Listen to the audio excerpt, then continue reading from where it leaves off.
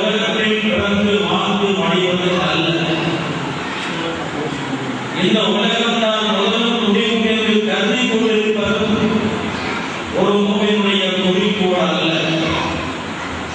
ஒரு முகமை இந்த உலகத்தை தன்னிலையாக கொடுத்தாலே தவிர இதுவே நஞ்சம் என்று நான் ஒருபோதும் கருதுவது கிடையாது.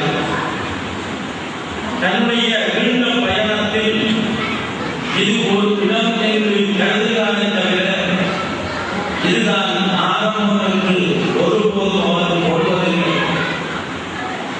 நம்முடைய பயணத்தில் ஒரு பகுதி இது என்று அவர் நினைக்கிறார்.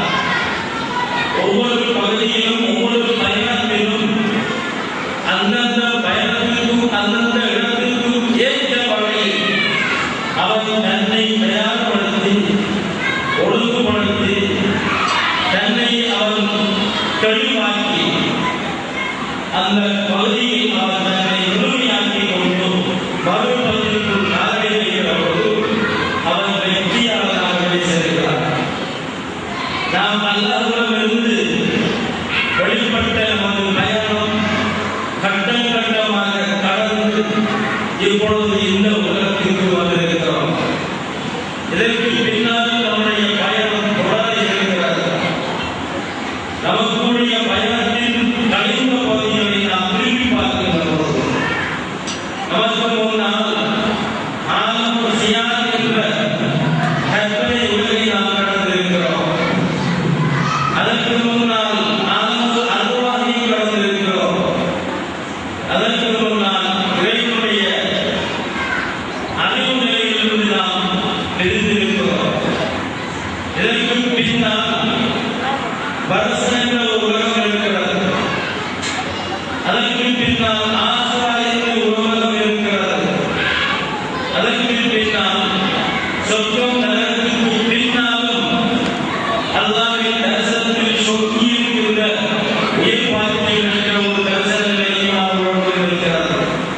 அந்த இடத்தை நோக்கி செல்வதுதான் நம்முடைய பயணத்தின் குறிக்கோள். அந்த இடத்திற்கு செல்கின்ற வரையிலும் ஒரு உண்மை ஓய்வடைவதில்லை, அவன் நிம்மதி கொண்டவதில்லை. ஒரு உண்மையை கொண்ட வரையில் இந்த உலகத்தில் நாம் ஒரு காரண காரியத்தோடு செயல்பட வேண்டியவர்களாக இருக்கிறோம்.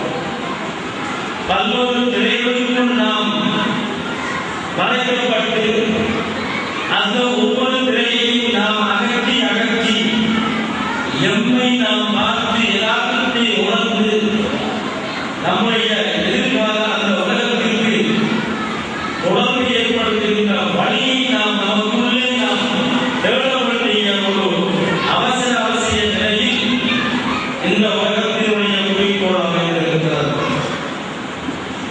இந்த உலகத்தின் ஒவ்வொரு காரியங்களும் ஒவ்வொரு செயல்பாடுகளும் ஒரு காலத்தில் ஒட்டி இருக்கிறது. அதனால் நமக்கு சில வரைமுறைகள், நமக்கு சில சட்ட விதிகள், நமக்கு சில ஒழுங்குகள் கண்டிப்பாக காணப்பட வேண்டியிருக்கிறது. அந்த ஒழுங்குகள் என்ன? அந்த சட்ட விதிமுறைகள் எவை? அவற்றை சரியாகவும் அழகாகவும் முறையாகவும் முழுமையாகவும் செய்வதற்கான உபாயம் எது என்பதனை சொல்லித் தர வேண்டிய ஒருவரின் தேவையும் இந்த உலகத்திற்கு இருக்கிறது. காரணம் என்ன? எதையும் நிதர்சனமாக யதார்த்தமாக பார்க்கின்ற பார்வை இங்கு இல்லை. யதார்த்தத்தை பார்த்து படிப்படை படுகின்ற ஒரு தெளிந்த அறிவும் அடிப்படையில் இல்லை.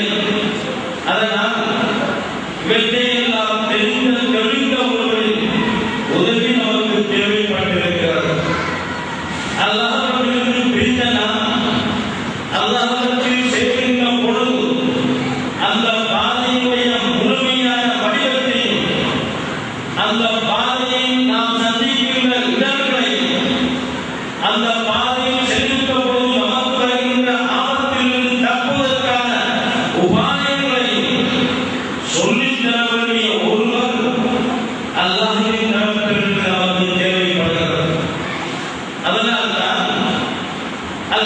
தஆலா நபிமார்களை அனுப்பினார். நபிமார்கள் அல்லாஹ்விடமிருந்து செய்திகளை பெற்று மக்களுக்கு சொல்லுவார்கள். மக்களுக்கு போதிக்கின்றவர்களாகவும் மக்களை புறம்போடுகிறவர்களாகவும் நபிமார்கள் செயல்பட்டார்கள். அந்த நபிமார்களுக்கு பின்னால் இப்பொழுது அவருடைய பிரதிநிதிகளாகிய உலமாக்களாகிய சேஷமார்கள் செய்து கொண்டிருக்கிறார்கள். நாயகம் ஸல்லல்லாஹு அலைஹி வஸல்லம் அவர்களோடு நபித்துவம் முழுமை பெற்றுவிட்டது. அவர்களுக்கு பின்னால் நுபுவத் கிடையாது. யாரும் நபியாக வருவதில்லை. அதனால் பின்னால் இருக்கின்ற அந்த மக்களுக்கு விளக்கத்தை சொல்லி வரசனின் உலகினுடைய பாதையும் அந்த பாதையில் சந்திக்கின்ற சிக்கல்களையும் மக்களுக்கு விளங்கப்படுத்தி கவர்ச்சிகளுக்கு பின்னால் இருக்கின்ற ஷைத்தானின் சதிகளையும் மக்களுக்கு விளங்கப்படுத்தி மக்களுடைய பலவீனமும் பலவீனத்தினால் ஏற்படுகின்ற விபரீதங்களையும் சுட்டிக்காட்டி மக்களை நெறிப்படுத்தி ஒழுங்குபடுத்துகின்ற ஒரு பணியை செய்ய வேண்டிய ஒருவர் ஒவ்வொரு காலத்திலையும் இருக்க வேண்டியது அவசியம்.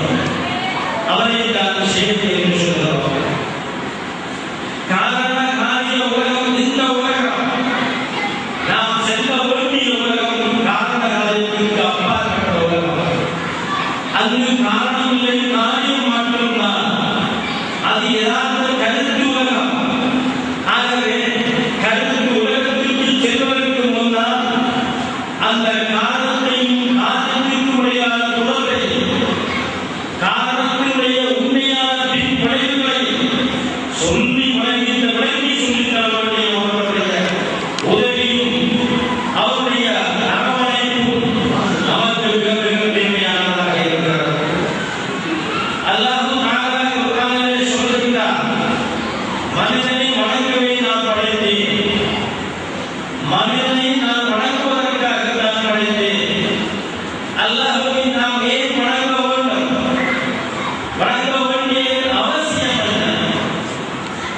வணங்குவதனால் அணிவது நம்மும் பொறுத்தவர்களல்ல, நம்மை விட எல்லாவற்றிலும் உயர்ந்தவர். அல்லாஹ் அவன்தான் தெய்வீக தன்மை உள்ளவன். அவன்தான் ரப்பு. அவன்தான் அனைத்திற்கும் சொந்தக்காரன். அவன் தயவில் தான் நாம் வாழ்கிறோம். அவனுடைய இடத்தை தான் நாம் அனுபவித்துக் கொண்டிருக்கிறோம். அவனை தான் நாம் முழுமையாக நம்பி இருக்கிறோம். அவனுடைய அடிமையாக நாம் இருக்கிறோம். அதனால் அவனை நாம் பணிந்துதான் வேண்டும், வணங்கித்தான் வேண்டும். நம்முடைய பணியையும் வணக்கத்தையும் எந்த அளவு பரிசுத்தமாக நாம் செய்கின்றோமோ அந்த அளவு அவனுடைய அன்புக்கு நாம் ஆளாக முடியும்.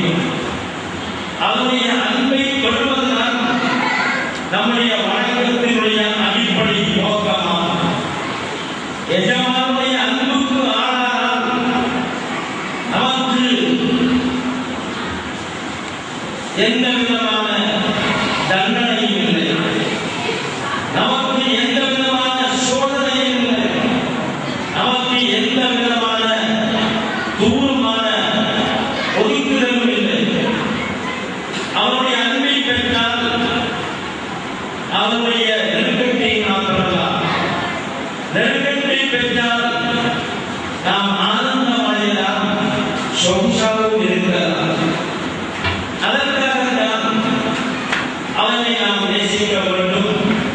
அவனுடைய நெருக்கத்தையும் நாம் தேட வேண்டும். நம்முடைய வணக்கத்தின் மூலமாகத்தான் இறைவனுடைய நெருக்கத்தை நாம் அடையலாம். நெருக்கத்தை அடைந்தால்தான் அவனுடைய பொருத்தத்தை நாம் பெறலாம். பொருத்தத்தை பெற்றால்தான் அவரிடமிருந்து ஏதாவது ஒன்றை நாம் நன்கொடையாக பெறலாம். ஆகவேதான் நாம் வணங்க வேண்டும், வணங்கியே ஆக வேண்டும். வணக்கத்தை நாம் நினைச்சபடி செய்ய முடியாது. தமிழை நாம் விரும்பிய விதத்தில் எல்லாம் வெளிப்படுத்த முடியாது. அதற்கென்று ஒரு ஒழுங்கு இருக்கிறது, அதற்கென்று ஒரு முறை இருக்கிறது. அந்த முறைப்படிதான் நம்முடைய செயல்பாடை நாம் செய்ய முடியும். நமது விருப்பத்தின் அடிப்படையில் எதையும் செய்தால் அந்த அடிமை என்பதை விட இவன் ஒரு எஜமானனாக மாறுகிறார். அடிமைக்கு எந்த விதமான சுய விருப்பமும் கிடையாது, எந்த விதமான தீர்மானிக்கும் உரிமையும் கிடையாது.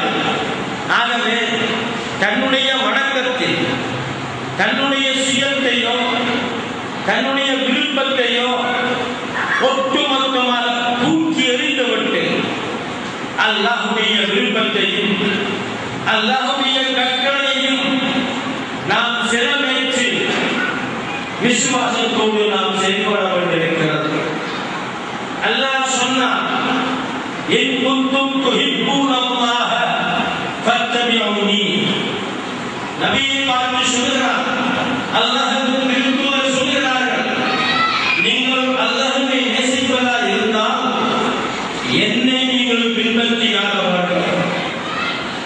என்னை நீங்கள் பின்பற்றினால்தான் அல்லாஹ் உங்களை நேசிப்பார். அல்லாஹ்வுடைய விருப்பத்தின் பெறுவதுதான் அடியானுடைய குறிக்கோள். அந்த விருப்பத்தின் பெறுவதற்காகத்தான் நாம் இபாதத்து செய்ய வேண்டியிருக்கிறது.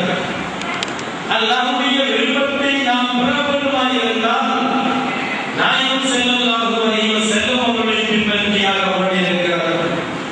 ரசூலுல்லாஹி ஸல்லல்லாஹு அலைஹி வஸல்லம் அவர்களை நாம் விசுவாசிக்க வேண்டும். அவர்கள் எதை நமக்கு மார்க்கம் என்று சொன்னார்களோ அதையே நாம் ஏற்று பின்பற்றி நடக்க வேண்டும். நம்முடைய விருப்பம் யாவற்றையும் நாயகம் ஸல்லல்லாஹு அலைஹி வஸல்லம் அவர்கள் நமக்கு காட்டித் தந்த மார்க்கத்தின் அடிப்படையாக மாற்ற வேண்டும். நம்முடைய அபிலாஷைகள், நம்முடைய உணர்வுகள், நம்முடைய அனைத்து விதமான விருப்பங்கள், இச்சைகள் யாவற்றையும் அவருடைய போதனைக்கு, அவர்கள் காட்டித் தந்த மார்க்கத்திற்கு ஒட்டுமொத்தமாக நாம் திருப்பினால் மாத்திரம்தான் நாயகம் ஸல்லல்லாஹு அலைஹி வஸல்லம் அவர்களை ஏற்றுக்கொண்டதாக விசுவாசித்ததாக அமையும். நாயகம் ஸல்லல்லாஹு அலைஹி வஸல்லம் அவர்களுடைய ஒட்டுமொத்தமான ஒரு தொண்டனாக, நபியானாக சரணடையாத வரையில், ஒப்புவிக்காத வரையில், ஏற்காத வரையில் ஒருபோதும் அவர்களை அவர் பின்பற்றியதாக ஆக மாட்டார். ஏனென்றால் அல்லாஹ்வே குர்ஆனிலே சொல்கிறார், லா யுஹக்கும் ஹத்தா யுஹக்கிமுக, லா யுஹக்கும் ஹத்தா யுஹக்கிமுக ஃபீமா ஷஜர பைனஹும். நாயகம் ஸல்லல்லாஹு அலைஹி வஸல்லம் அவர்கள் நமக்கு என்னென்ன சட்டங்களை தீர்ப்பாக சொல்லி இருக்கிறார்களோ அதை அப்படியே நாம் ஏற்று விசுவாசித்து நடக்காத வரை நம்முடைய ஒவ்வொரு காரியங்களையும் அவர்களை நாம் தீர்மானிக்கின்றவர்களாக ஆக்காத வரையில் ஒருபோதும் உங்களில் ஒருவரும் பூமியிலாக முடியாது. ரசூலுல்லாஹி ஸல்லல்லாஹு அலைஹி வஸல்லம் அவர்கள் ஏதாவது ஒன்றை நமக்கு சொல்லி இருந்தால் மனக்கசப்பு இல்லாமல், மனக்கிலேசம் இல்லாமல், மன